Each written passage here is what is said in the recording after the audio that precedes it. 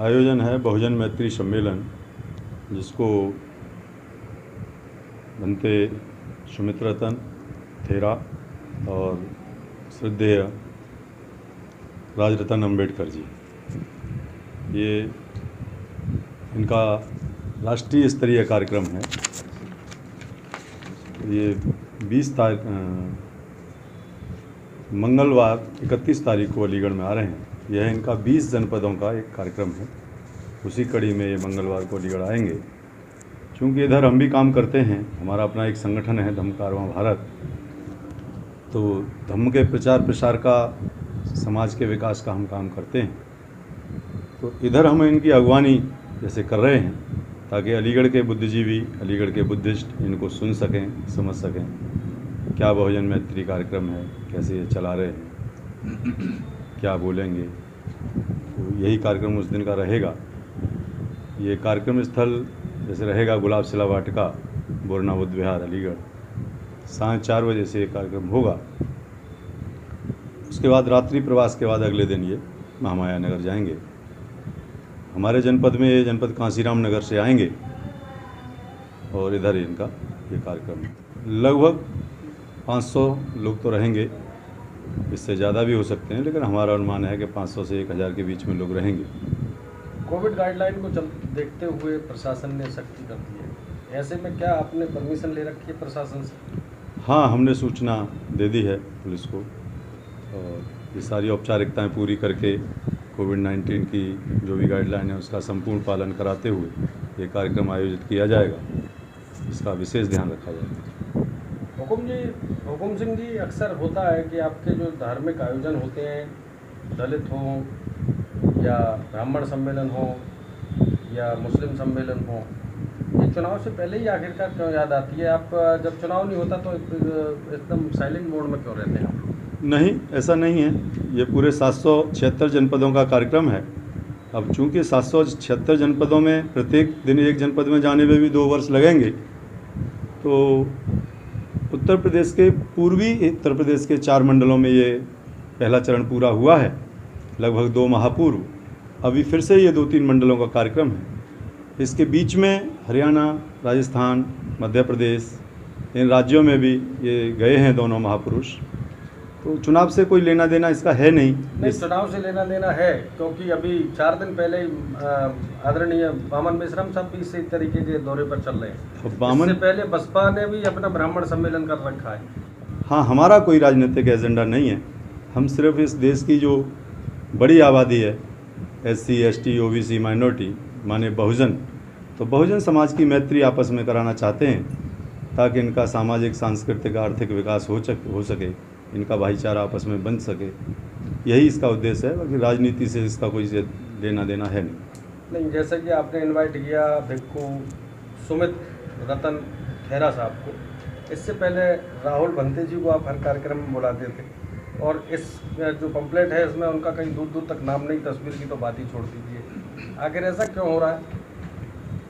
अब राहुल जी के साथ हम काम करते थे, हमने बुलाया नहीं, तो अपना आते जाते थे। ये तो शिष्टाचार वाली बात नहीं है। वो आपके गुरु थे, उन्होंने आपको मार्ग दिया, उन्होंने तथागत के मार्ग पर चलने का आपको बताया। आप कहीं ना कहीं पॉलिटिकल जुड़े हुए थे, उनसे दीक्षा लेने के बाद आप धार्मिक हो गए। तो अभी ऐसी क्या एरर बीच में आ रहा है जो आपने उनको बिल्कुल त्याग दिया उनको और नए गुरु बना लिए? नहीं, ना हमारे गुरु हुए हैं, ना नए हैं, ना पुराने हैं। हमारे गुरु हमारी विचारधारा है, बाबा साहब की विचारधारा है, बुद्ध का धम्म है, वही हमारा गुरु है। हम विचारधारा के शिष्य हैं, ना किसी व्यक्ति विशेष के। तो आपने वही स्थान क्यों चुना जो बुद्ध विहार ऑलरेडी पहले से आपने उसके ठीक बराबर में एक दीवार डालकर दूसरे किसी गेस्ट हाउस में भी उसको भी बुद्ध विहार का नाम देने की कोशिश कर रहे हैं? जी, वे कांसीराम नगर की साइड से आएंगे, तो उधर जनपद से आने में वह मुफीद है आवागमन की दृष्टि से। अब बुद्ध विहार तो सबका है, बुद्ध विहार धम्म का है, धम्म बंधुओं का है।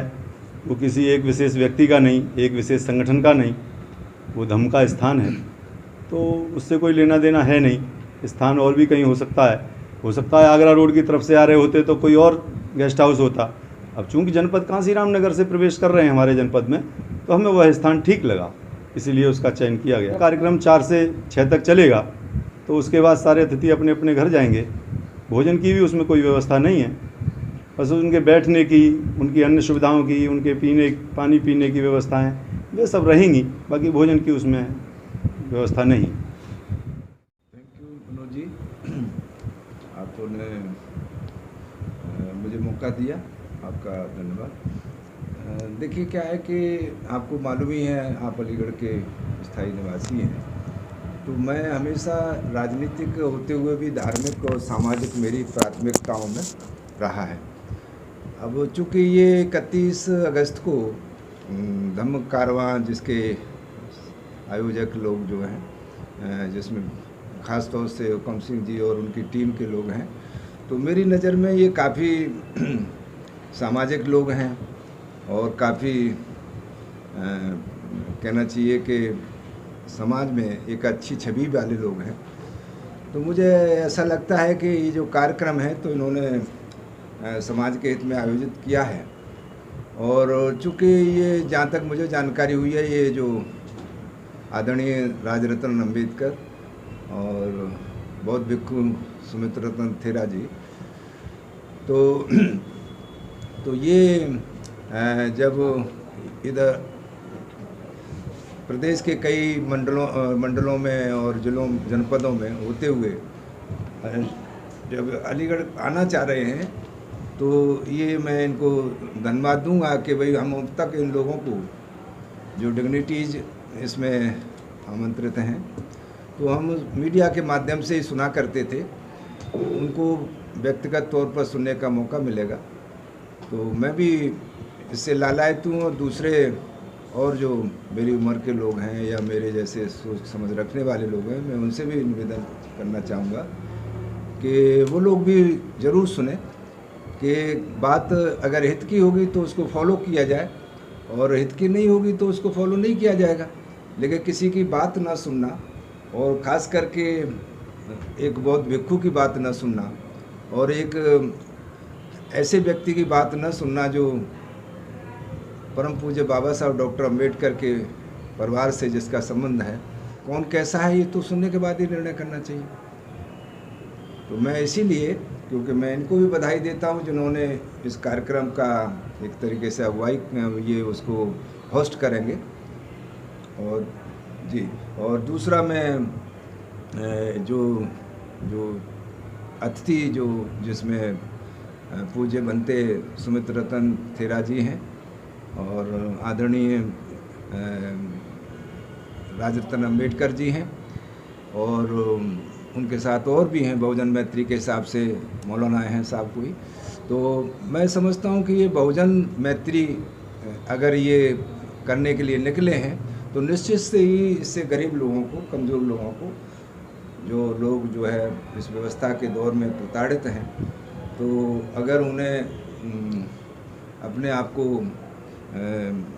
भयग्रस्त न रहें, वो भयभीत खौफजदा न रहें, तो इसका सबसे अच्छा तरीका ये है कि इन लोगों को मिलजुल करके रहना चाहिए। इकट्ठे रहेंगे तो शायद कोई दूसरा आदमी इनको ज़्यादा अपमानित नहीं कर पाएगा, उत्पीड़ित नहीं कर पाएगा, क्योंकि इकट्ठ में बहुत बड़ा ताकत होती है। जो भी साथी इसको सुन रहे हैं, देख रहे हैं, सभी से आग्रह है, युवाओं से, वरिष्ठ जनों से, वे आएँ और इनको सुने। समय 4 बजे से रहेगा, दिन मंगलवार। इसी आग्रह के साथ आप सबका धन्यवाद। नहीं, अच्छा है, इसमें जो सीनियर सिटीजन्स हैं बहुत बड़ी तादाद में, अभी लोग जो आजकल जो 80 और 70 के दशक में जो लोग नौकरी चाकरी में थे, और मैक्सिमम लोग सब सेवानिवृत्त हैं। तो मैं समझता हूँ एक बहुत बड़ी संख्या, इतनी शायद नौकरी वालों की नहीं है, उससे ज़्यादा कहीं जो नौकरियों में आज नहीं है वो यहाँ, तो उनके लिए बहुत अच्छा अपने जो जीवन का जो उनका लास्ट जो दिन होते हैं 60 के बाद, 60 वर्ष के बाद जो दिन होते हैं, तो सीनियर सिटीजन्स के लिए तो बहुत ही अच्छा मौका है। वो अब संविधान के बारे में जानें, अपनी संस्कृति के बारे में जानें, अपनी सामाजिक ताकत कैसे बनेगी इसके बारे में अपने अनुभवों को शेयर करें, उनके बातों को सुने। तो मैं भी चाहता हूँ, मेरा भी सभी से विनती रहेगी कि सब इसमें शामिल हों, सुनें और अपनी उनको आशीर्वाद दें, क्योंकि ये लोग जो अभी मैं समझता हूँ कोई हमको नहीं लगता कि शायद 40 ईयर्स प्लस है, बल्कि लगता है कि ये 40 के नीचे ही हैं और आगे इन्हें इस मूवमेंट को, इस समाज की जो ज़रूरत है उसको आगे ले जाने का काम कर रहे हैं। तो उनको आशीर्वाद भी दिया जाए और आपको भी हम चाहते हैं कि आप पूरी सिंपैथी के साथ, पूरी सहानुभूति के साथ इसमें अपना मीडिया की तरफ से जो सहयोग होता है वो अवश्य करें।